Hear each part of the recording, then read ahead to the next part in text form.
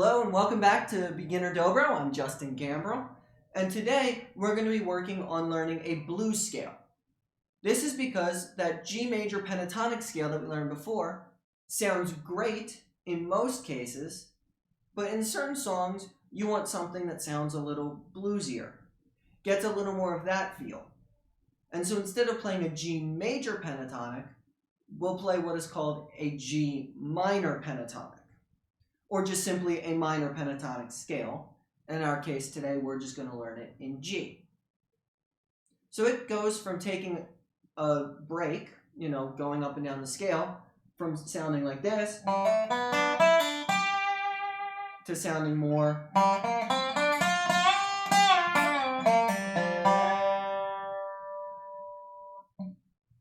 and so there are cases where you want to play one and where you want to play the other. As I called it more simply being a blues scale, there are a couple key giveaways to say this might sound a little better. First is if a song has blues in the title, something like The Rocky Road Blues. It will probably sound great to play more of this blues scale. You can also see it in songs that tend to have the flat 7 chord.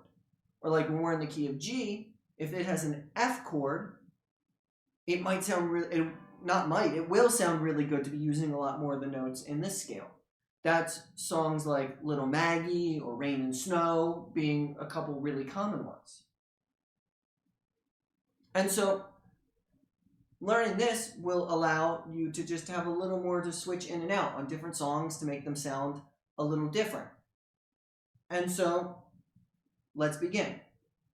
I'm just going to teach it to us right now on the upper 3 strings, but as you know with the dobro, the same thing is going to work for the low 3 strings as well.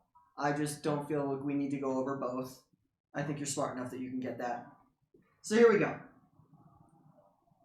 So we're going to start with a G. I like playing it on just the open G string. Then we're going to play a B flat, which will be 3rd fret. Jump to the next string to play a C on the 1st fret. Next string up open for a D. Same string 3rd fret for an F. And then 5th fret for the G. To play that all together.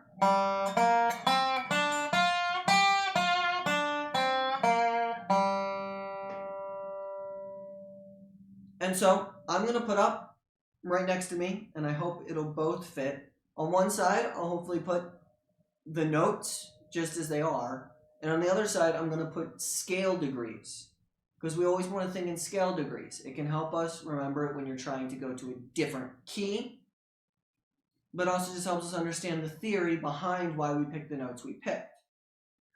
Now, I will not include, I spoke giving you frets, but I do want to just remember the notes themselves as you're playing it to know different ways, because we can play notes in different ways. So to play it again,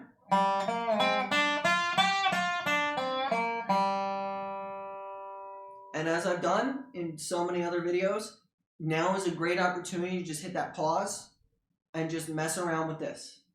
Play the notes, learn what those notes are, go back, re-listen to me talking it through note by note, learn it both on the low strings as well as the high strings. Again, it's just copied one to the next. And just try to get a feel for what those notes are. So if you want to pause and do that, please go ahead and do that one right now. And now, once we're back, or as we're continuing now, we're going to continue to see what this sounds like. By using this scale, these are the kinds of notes that you can mess around with, both to take an extended break, while also to be able to use them for licks in between the lines of vocals. And so, for this scale, I'm going to go back to a song we've used a number of times, Mama Don't Allow. Now, I know it doesn't fit what I had said before of either having blues in the name or having that flat 7 chord, but it's still a song that many times when you hear different people play it, they're often going to use a lot more blues notes. Maybe not entirely the scale, but they'll use a lot of the blues notes. And it sounds really good. So I'm going to play through. It's going to sing one time, and I'll play a couple licks in between, and then I'm going to play a full break. I'm going to attempt as much as possible to just be sticking to this scale, mostly as I showed you, except maybe a couple places where I'll play the notes in different places. But we're still going to stick to this open area of the first 5 frets. So go ahead and take some time to listen to me playing Mama Don't Loud. Mama don't allow no bluegrass playing around here. Mama don't allow no bluegrass playing around here. Well, we don't care, Mama don't allow, 'cause we're gonna play it anyhow. Mama don't allow no bluegrass playing around here.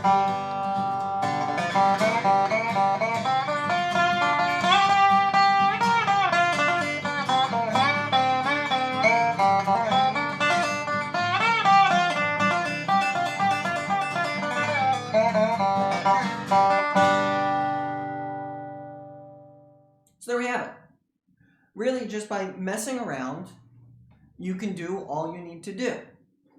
Now, working with bluesier stuff, and especially on songs that are bluesier, they tend to have a lot of open space. Often that's open space between melody lines. You know, when you look at the song that we just played, Mama don't allow no bluegrass playing around here. Pauses for a long time before he comes back. Mama don't allow no. And the whole point is that you got to mess around.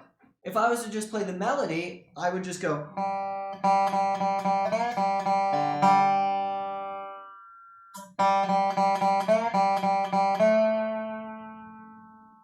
That's really boring.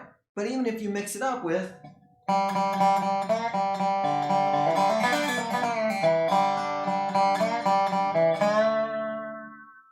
And you throw those extra licks in, the melody doesn't exist because it just holds out long notes. So the blues scale can help us fill that out. So the whole point with it is just to be able to mess around. And that's kind of what I would recommend in your practice. Just mess around, play with it. And 2 things in particular that you can be using to mess around. Actually, I'm going to make that 3. But there's the first is that you can slide around a bunch. I often slid from the 2nd to 3rd fret a lot. But you can slide in all sorts of other places. As I say in just about every video, that's more Dobro-y. You play more like a Dobro by just sliding around. And especially with blues stuff, of hanging around, messing around with how quickly or how slowly you go into a slide, it can add a lot to getting those bluesier sounds. The second thing that you really want to mess around with is using alternate positions. So like you can play an open D on the high D string, when you can also play a D by going on your B string, going on the 3rd fret. Because that ends up putting that F and that D right next to each other to go.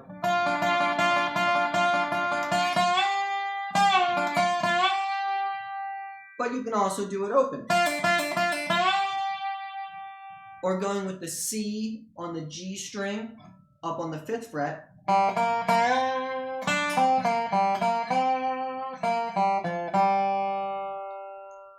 Those are 2 positions I like to use just as much as the ones that I originally taught earlier. It depends maybe on the lick, depends on where I'm moving, how I'm going, what I'm feeling in the moment. Both work really well. And so by starting to learn where some of those alternate positions are, and again, messing around with those, getting a feel for those, you'll just begin to learn more licks, more ways to make everything you're doing sound just slightly different in different contexts. And the third thing to point out is that when I'm talking with the G major pentatonic scale that we learned before in another video, and this G minor pentatonic and blues scale, they're not separated. They're not mutually exclusive. As in, when I'm playing a break, I don't have to just play one or just play the other. It's often really nice to play one and add some of the notes from the other. So if you're playing the G major pentatonic, you can still throw in a couple blues notes.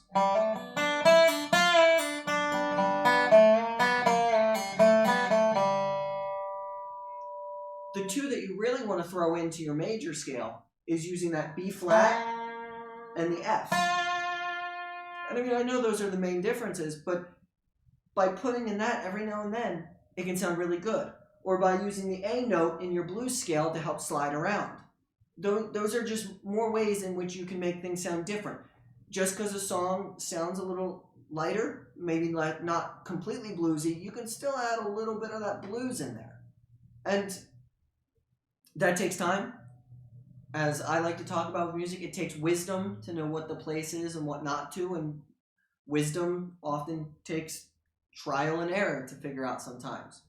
And so to just encourage you to just try different stuff. If you're playing with backing tracks and things, just do some different things. Record yourself. See what sounds good, what doesn't.